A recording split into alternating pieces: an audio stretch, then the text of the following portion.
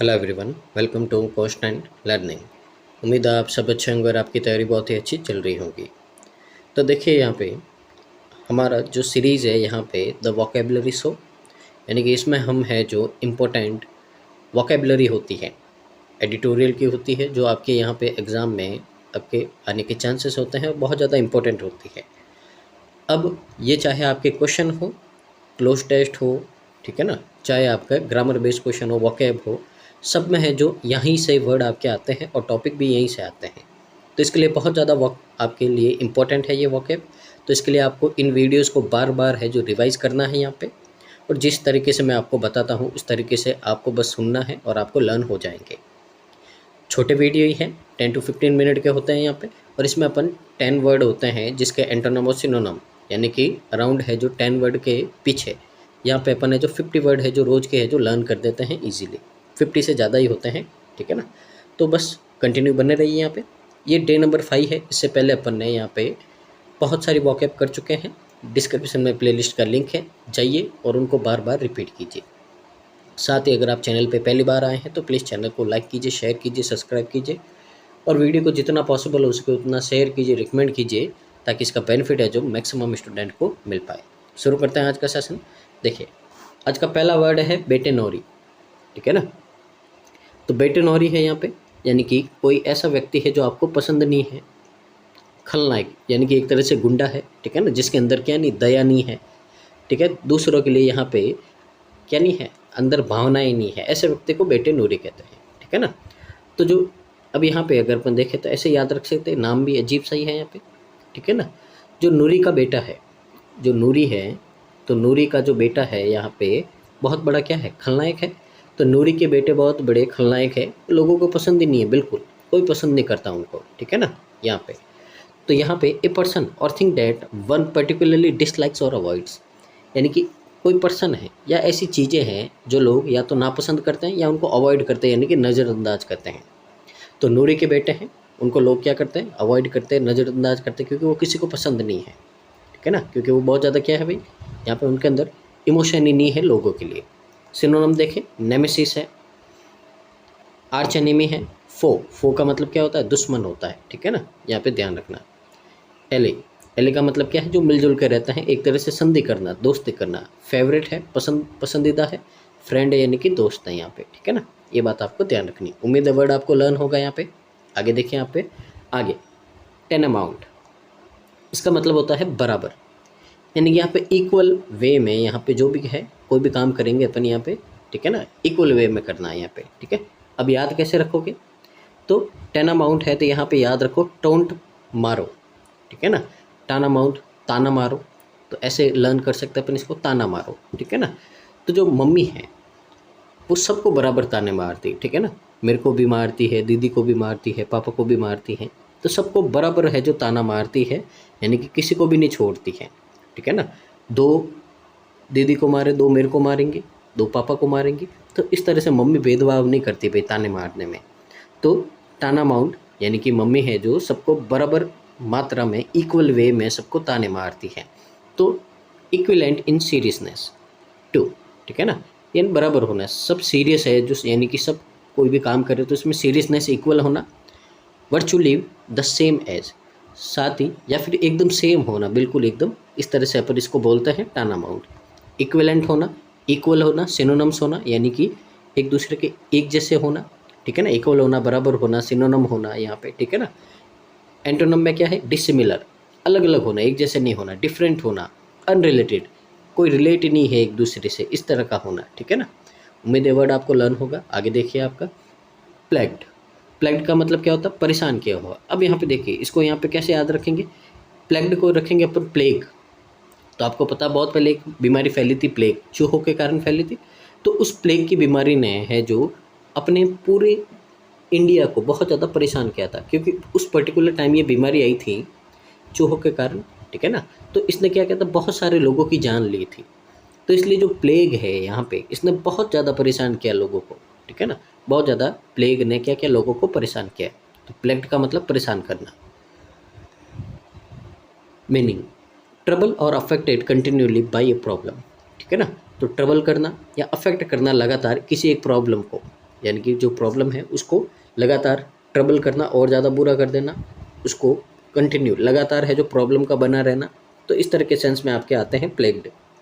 Affiliate करना, affiliate का मतलब किसी को इंक्रीज कर देना यहाँ पे। टोरमेंटेड, बिसेट्स, ठीक है, तो यहाँ पे इनका मतलब होता है किसी को परेशान किया हो। एंटोनिम्स है रिलीव्ड, रिलीव्ड का मतलब क्या होता है, एकदम रिलैक्स होना, शांति, ठीक है ना, उसको। फ्रीड, कंफ्रंटेड, ठीक है, तो ये सारे इसके क्या होते हैं, एंटोनिम होते हैं। इनका मतलब है परेशानी, एकदम रिलैक्स मैनर में होना, आराम से, ठीक है ना, कंफर्टेबल होना। आगे देखिए, आगे है ड्विलिंग। ड्विलिंग का मतलब क्या होता है, घटती हुई, यानी कि किसी चीज़ की कमी हो जाना, ठीक है ना, उसमें डिक्रीज हो जाना, अमाउंट हो, साइज हो या उसकी स्ट्रेंथ हो, ठीक है ना, उसमें लगातार धीरे धीरे क्या होना, डिमिनिशिंग हो जाना, डिक्रीज हो जाना, कमी हो जाना, ठीक है ना। तो ड्विलिंग, ड्विलिंग को कैसे याद रखोगे, तो ड्विलिंग को आप याद रख दो यहाँ पे दिवाली पे, ठीक है ना। तो दिवाली पे ड्विलिंग को तो याद रख दो दिवाली। तो दिवाली पे क्या होता है भाई, तो दिवाली पे जो अपने जेब में जितने भी पैसे होते हैं वो धीरे धीरे क्या होते जाते हैं भाई, कम होते जाते हैं। क्यों, नए कपड़े लाओ, मिठाई लाओ, पटाखे लाओ, गहने लाओ, ठीक है ना। फिर दूसरे दिन है जो आपका भाई दूज आता है, तो बच्चों को यहाँ पे सबको पैसे दो खर्च करने के लिए। तो इसमें क्या होता है, अपनी जेब में धीरे धीरे जो पैसा होता है वो क्या होता है, कम होता जाता है। तो ड्विलिंग का मतलब क्या होता है, घटता हुआ, कोई भी चीज़ बहुत ही ज़्यादा ग्रेजुअली, डिमिनिशिंग इन साइज, लगातार है जो कमी होगी उसकी साइज़ में, अमाउंट में, स्ट्रेंथ में, ठीक है। सिनोनम, डिक्रीजिंग होना, श्रिंकिंग, रिड्यूसिंग, इन सब का मतलब होता है कम होना। एंटोनम है इंक्रीजिंग, राइजिंग, एक्सपेंडिंग, इन सब का मतलब होता है बढ़ जाना, ठीक है ना। यहाँ पे उम्मीद है आपको वर्ड लर्न होगा। आगे देखिए, एफरवर्सेंट, यानी कि बहुत ज़्यादा क्या होता है, उत्साही, जिसके अंदर बहुत ज़्यादा क्या होती है, एनर्जी होती है। अब देखिए, एफरवर्सेंट को ऐसे याद रखेंगे जो बहुत ज़्यादा एफर्ट करता है, ठीक है ना। आपने देखा होगा आपके घर में भी कोई कोई ऐसे पर्सन होते हैं जो कोई भी काम होता है उसमें बहुत ज़्यादा एफर्ट लगाते हैं। जैसे घर में कोई फंक्शन हो तो पूरा मन से है जो क्या करते हैं, काम करते हैं ताकि काम अच्छे से हो जाए। तो एफरवर्सेंट का मतलब होता है जो एफर्ट है जो करता रहता है, ठीक है ना, जो एफर्ट करता रहता है। ऐसे पर्सन क्या होता है, बहुत ज़्यादा जोशीले होते हैं, उत्साही होते हैं, जिनके अंदर क्या होता है, बहुत ज़्यादा जोश भरा हुआ होता है। तो एफरवर्सेंट का मतलब होता है यहाँ पे आपका उत्साही होना।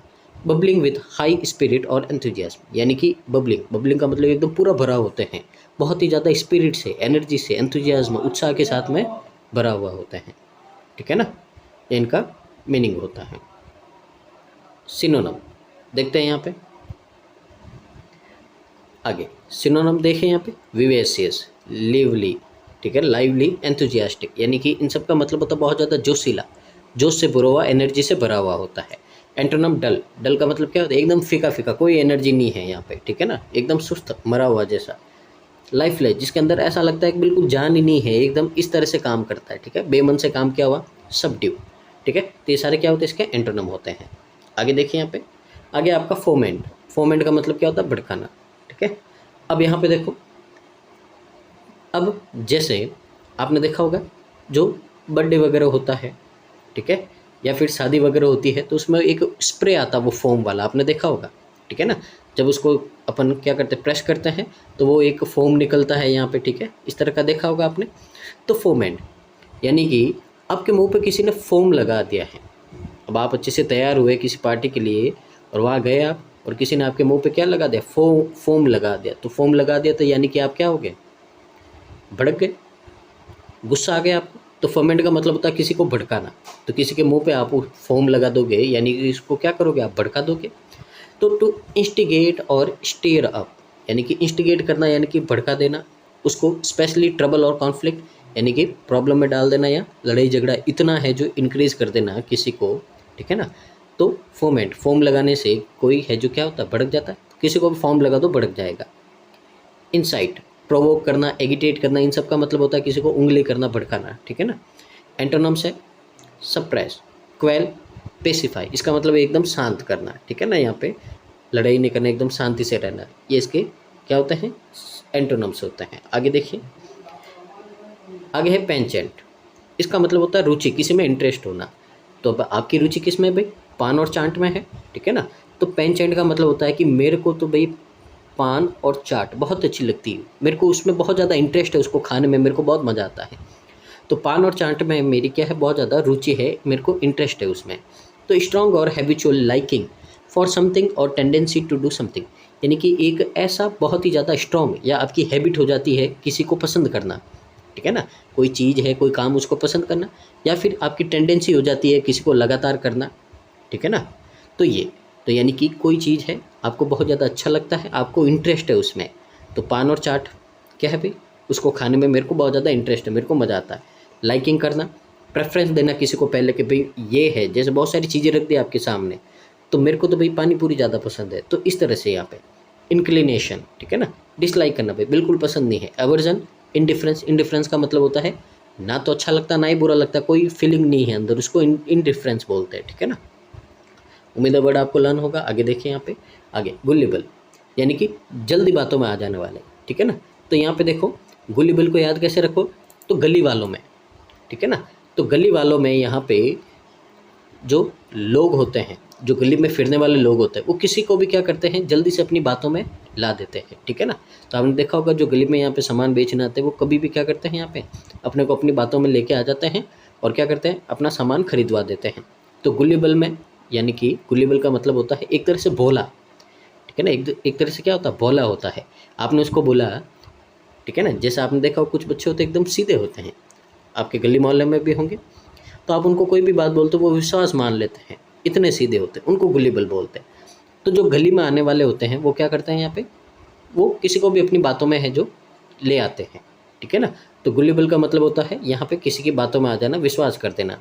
ईजिली परस्यूएड यानी कि आसानी से किसी की बात मान देते, बिलीव कर देते किसी पे। क्रेडुलस, क्रेडुलस का मतलब क्या होता है, जो किसी पे इजीली विश्वास कर देता है, ट्रस्ट कर देता है, उसको क्रेडुलस बोलते हैं। नेव, नेव का मतलब क्या होता है, जिसको एक तरह से नौसिखिया बोलते हैं, नया नया, ठीक है ना। तो यहाँ पे कोई भी नौसिखिया होता है जिसको किसी जगह के बारे में, चीज़ के बारे में पता नहीं होता है, तो अब जब उसको पता ही नहीं तो आप कुछ भी बोलोगे वो मान लेगा, उसको बोलते हैं नेव, नौसिखिया एक तरह से।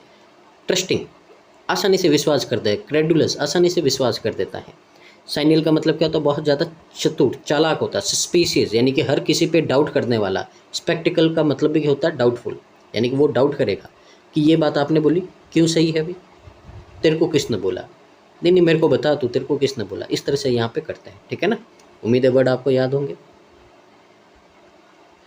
आगे देखिए अगला वर्ड है यहाँ पे रेलेंटलेस, ठीक है ना। तो यहाँ पे इसको याद कैसे रखेंगे, रेस्टलेस। रेस्टलेस को कैसे याद रखोगे, रेस्टलेस यानी कि हम कोई भी काम करेंगे वो रेस्टलेस करेंगे। रेस्टलेस का मतलब है बिना थके, बिना थके का मतलब निरंतर लगातार करते रहेंगे, ठीक है ना। तो रेस्टलेस यानी कि रेस्टलेस। तो अनसीजिंगली इंटेंस, लगातार कोई काम करना। नेवर गिविंग अप और लेसनिंग यानी कि कभी भी गिव अप नहीं करना है, हार नहीं माननी है, तो उसको अपन बोलते हैं रेलेंटलेस यानी कि लगातार। परसिस्टेंट, कंटिन्यू करना। अनयील्डिंग, हार नहीं मारना। अनफॉरगिविंग यानी कि किसी को यहाँ पे फॉरगिव नहीं करना, यानी कि हार नहीं मारना, गिव अप नहीं करना, ठीक है ना, ये होता है। लेनेंट, यील्डिंग, जेंटल, ठीक है, इन सब का मतलब क्या होता है, हार मान लेना, घुटने टेक देना, ये इनके मतलब होते हैं। देखिए आज के सेशन का लास्ट वर्ड है यहाँ पे, देखते हैं समझते हैं, ब्लेंटेंटली, ठीक है ना। तो ब्लेंटेंटली का मतलब होता है सुस्पष्ट रूप से, बेशर्मी से, ठीक है ना। तो यहाँ पे इसका मतलब होता है कोई है जो उसको मतलब कोई सेंस ही नहीं है उसके अंदर, वो कैसे भी कुछ भी बात बोलता था किसी के भी सामने, वो देखता ही नहीं आगे कौन है, यहाँ पे कैसा है, कहाँ पे क्या बोलना चाहिए, उसको कोई फ़र्क नहीं पड़ता, ठीक है ना। तो यहाँ पे अगर अपन देखें तो बाल लटका के ऐसे याद कर सकते हैं अपन, तो बाल लटका से वो बाल लटका के है जो वो कोई भी बात है जो आके कर देती है, ठीक है ना। तो एक ऐसी कोई होगा आपके घर में पर्सन, तो कभी भी क्या करता है, खुले बाल रख के है जो आ जाता है वो, और क्या करता है, आपसे कोई भी बात बोल देता है बिना किसी शर्म के, ठीक है, उसको बोलते हैं ब्लेंडेंटली, ठीक है ना। तो ब्लेंड का मतलब क्या होता है, यहाँ पे एक तरह से मिक्सचर होता है, ठीक है। तो ब्लेंडेंटली का मतलब होता है कि एक तरह से जो बहुत ज़्यादा बोल्ड होता है, यहाँ पे बोलने में उसको कोई शर्म ही नहीं है, कुछ भी कैसे भी बोल देता, पता नहीं कि आगे उसका इफेक्ट क्या होगा, उसको बोलते हैं अपन यहाँ। In an open and unashamed manner यानी कि एकदम खुले तरीके से बिना किसी शर्म के बोल देना। ऑब्वियस और ऑफेंसिव होना, ठीक है ना, बुरा लगता है भैया आपको ऐसे ऐसे कोई भी मन में बात बोल देते हैं, अब वो नहीं बोलनी चाहिए फिर भी बोल देते हैं, ठीक है ना, ऐसे में। ओपनली, ग्लेरिंगली, ओवर्टली, ठीक है ना। एक होता है कोवर्टली, कोवर्टली का मतलब होता है छुपा हुआ, ओवर्टली का मतलब क्या, एकदम खुले में। तो ये इसके सिनोनिम, एंटोनिम, सब्टली, डिस्क्रिटली, सीक्रेटली, एकदम आराम से, ध्यान से, सीक्रेट में तरीके से बोलना, ठीक है ना। तो ये थे आज के वर्ड, उम्मीद आपको अच्छा लगा होगा और यहाँ से आज आपने बहुत कुछ सीखा होगा। तो प्लीज़ वीडियो को पूरा देखिए और कमेंट कीजिए कि आज का सेशन कैसा लगा है। तो मिलते हैं नेक्स्ट वीडियो में, तब तक के लिए धन्यवाद। तो thank you so much, keep watching constant learning.